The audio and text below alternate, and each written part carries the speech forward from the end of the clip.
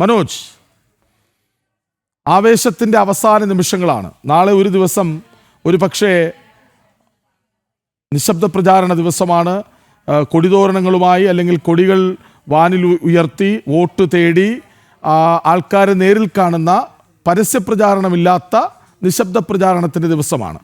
നോക്കൂ, അവസാന ഘട്ടത്തിൽ, അവസാന മിനിറ്റുകളിൽ, അവസാന മണിക്കൂറുകളിൽ എന്തൊക്കെയാണ് ഒളിപ്പിച്ചു വച്ചിരിക്കുന്നത് മുന്നണികൾ?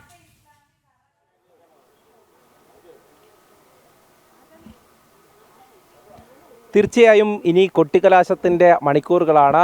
ഈ മണിക്കൂറുകളിൽ ഈ മുന്നണികളെ സംബന്ധിച്ചിടത്തോളം തങ്ങളുടെ ശക്തി തെളിയിക്കുവാനുള്ള ഒരു അവസരമാണ്. കൊല്ലം ജില്ലയിലാണെങ്കിൽ വിവിധ തരത്തിലാണ് ഈ ഒരു പ്രചാരണമുള്ളത്. ഞാനിപ്പോൾ ഉള്ളത് കൊല്ലം കോർപ്പറേഷനിലെ തേവള്ളി ഡിവിഷനിലാണ്. അതായത് തേവള്ളി എന്ന് പറയുമ്പോൾ നമുക്കറിയാം, നേരത്തെ തന്നെ കോകിലയുടെ നാടാണ്.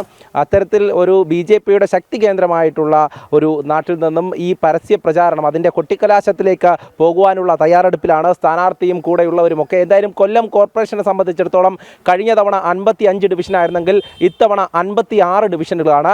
BJPക്ക് NDA സഖ്യത്തിന് കഴിഞ്ഞ ഈ തെരഞ്ഞെടുപ്പിൽ ഉണ്ടായിരുന്നത് 6 സീറ്റുകൾ. എന്നാൽ ഇത്തവണ അതിൽ നിന്നും ഒരുപാട് മാറ്റമുണ്ടാകും.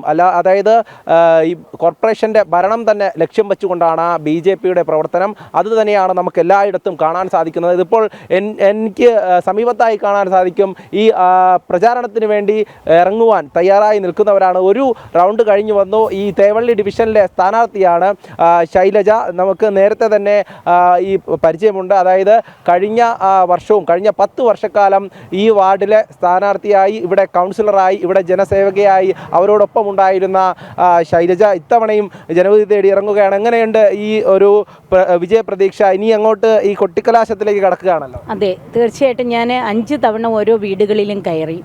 ഓരോ വീട്ടിലും ചെല്ലുമ്പോൾ അവരുടെ ഒരു കുടുംബാംഗങ്ങളെ പോലെയാണ് എന്നോട്. കാരണം ഈ കഴിഞ്ഞ 10 വർഷക്കാലവും അവരൊരു ഫോൺ കോളിൽ മാത്രം എന്നെ വിളിക്കാനുള്ള സാഹചര്യമേ ഞാൻ ഒരുക്കിയിട്ടുള്ളൂ. അവരിലേക്ക് ഓടിയെത്തി. ഏത് രാത്രിയിലായാലും എന്നെ വിളിച്ചാൽ ഞാൻ ഓടിയെത്തും. അത് അവരെന്നെ കാണുന്നത് എൻ്റെ മകളുടെ ഒരു ഓർമ്മയിലാണ് എന്നെ കാണുന്നത്. തീർച്ചയായിട്ടും വരുന്ന തദ്ദേശ സ്വയംഭരണ തെരഞ്ഞെടുപ്പിൽ ഇവിടെ NDA BJP ജയിക്കും എന്ന പൂർണ്ണ വിശ്വാസമുണ്ട്. അത് എൻ്റെ വാഗ്ദാനമല്ല, ജനങ്ങളുടെ വാഗ്ദാനം.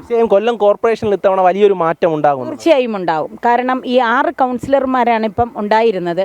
ഈ 6-ൽ നിന്ന് ഞങ്ങൾ ഉയരങ്ങളിലേക്കാണ് ഇപ്പം 2-ൽ നിന്ന് 6ആയി. 6-ൽ നിന്ന് ഭരണം പിടിക്കുക എന്നൊരു ലക്ഷ്യത്തോടു കൂടിയാണ് പോകുന്നത്. കാരണം അവിടെ നമുക്കറിയാം, കഴിഞ്ഞ ഒരു 5 വർഷക്കാലം കോൺഗ്രസ് അവിടെ ഡമ്മി ആയിരുന്നു. അപ്പം ഞങ്ങൾ തീർത്തും ഒരു സമരമുഖത്തേക്ക് പോകുന്നതാണ്. കോർപ്പറേഷൻ്റെ വികസനവുമായിട്ട് ബന്ധപ്പെട്ട് ഞങ്ങളുടെ വാർഡുകളിൽ ഉണ്ടായിരുന്ന വികസനം പോലും അത് തന്നെയാണ്.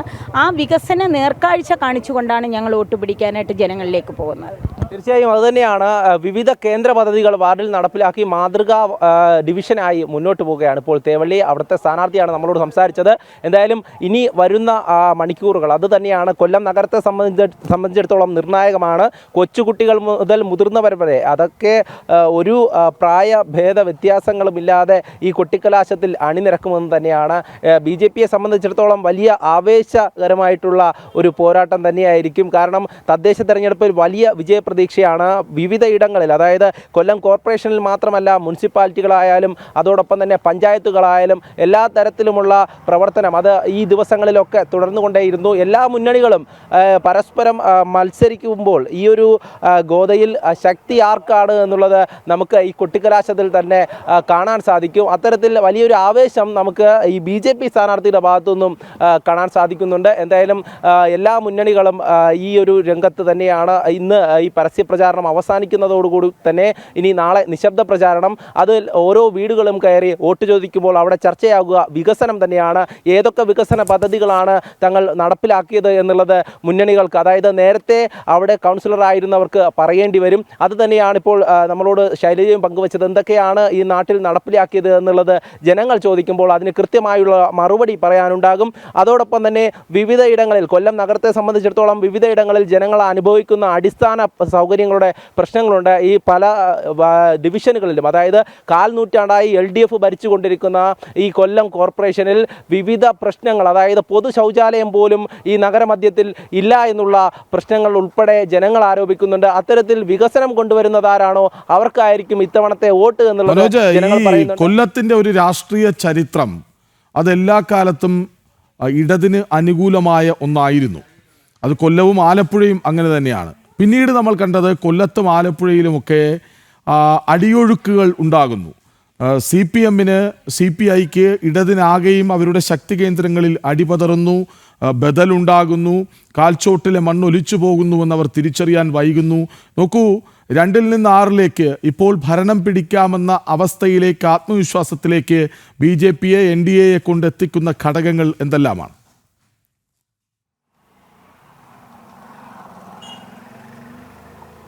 തീർച്ചയായും ഈ തിരഞ്ഞെടുപ്പ് പ്രഖ്യാപിച്ചപ്പോൾ തന്നെ സ്ഥാനാർത്ഥി നിർണയവുമായി ബന്ധപ്പെട്ട ഇടതു വലതു മുന്നണികളിൽ വലിയ തരത്തിലുള്ള ഈ വിയോജിപ്പുകൾ ഉണ്ടാകുന്നു. അതിൽ നിന്നും പല അടിയൊഴുക്കുകൾ ഉണ്ടാകുന്നു. പല സ്വതന്ത്ര സ്ഥാനാർത്ഥികൾ ഉയർന്നു വരുന്നു. അത്തരത്തിൽ വിമത നീക്കം ശക്തമാകുന്ന സാഹചര്യമുണ്ടായി. CPI-ൽ നിന്നും വലിയ തരത്തിലൊരു കൊഴിഞ്ഞുപോക്ക്, അതായത് CPI-ക്ക് അല്പമെങ്കിലും സ്വാധീനമുള്ള മേഖലകളായിരുന്നു ഈ കുണ്ടറ, കടക്കൽ മേഖലകളിൽ നിന്നൊക്കെ നൂറുകണക്കിന് CPI പ്രവർത്തകർ പാർട്ടി വിട്ടു. അതോടൊപ്പം തന്നെ CPM-ന്റെ ലോക്കൽ കമ്മിറ്റി, അതായത് പ്രാദേശിക നേതാക്കളടക്കം പാർട്ടി വിടുന്ന സാഹചര്യമുണ്ടായി. കോൺഗ്രസിൻ്റെ പല നേതാക്കളും സീറ്റ് തർക്കത്തെ തുടർന്ന് പാർട്ടി വിടുന്ന സാഹചര്യമുണ്ടായി. DCC ഓഫീസിൽ തന്നെ KSU-വിൻ്റെ ജില്ലാ പ്രസിഡന്റിൻ്റെ നേതൃത്വത്തിൽ വലിയ പ്രതിഷേധമുണ്ടാകുന്നു, സീറ്റ് നൽകിയില്ല എന്ന് പറഞ്ഞ്.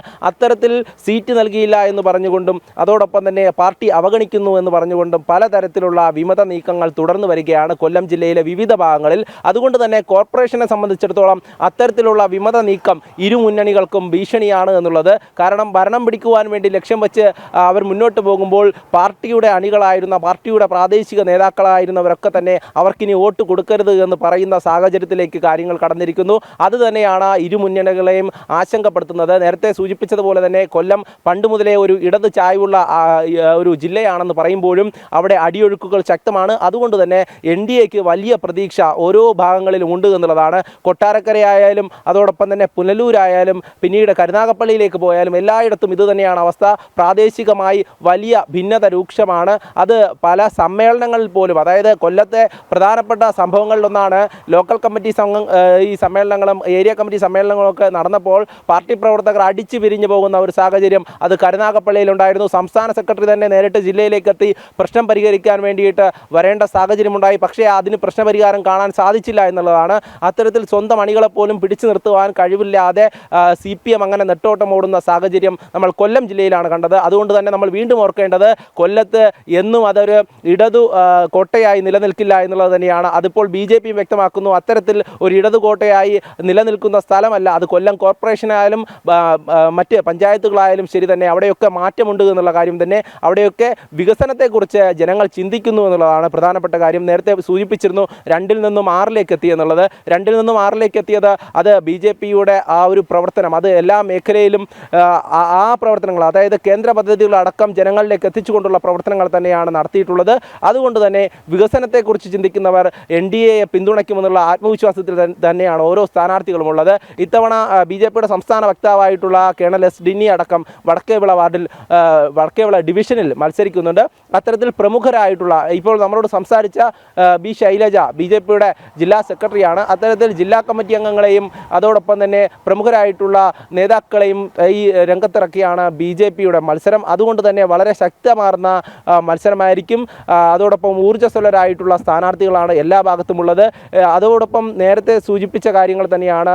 ഈ LDF-നും UDF-ലും സീറ്റ് തർക്കം രൂക്ഷമായിരുന്ന ഒരു സാഹചര്യമുണ്ടായി. UDF-നുള്ളിൽ മുസ്ലിം ലീഗിന് സീറ്റ് എത്ര എന്നുള്ള ചോദ്യം ഉയർന്ന സാഹചര്യത്തിൽ, അല്ലെങ്കിൽ ആ സീറ്റിലേക്ക് ആളെ നിർത്തുവാനായി ബന്ധപ്പെട്ട് വലിയ തരത്തിലുള്ള തർക്കം നിലനിന്നിരുന്നു. സംസ്ഥാന നേതാക്കളടക്കം വന്ന് തർക്കം പരിഹരിക്കേണ്ട ഒരു അവസ്ഥയിലേക്ക് വന്നു.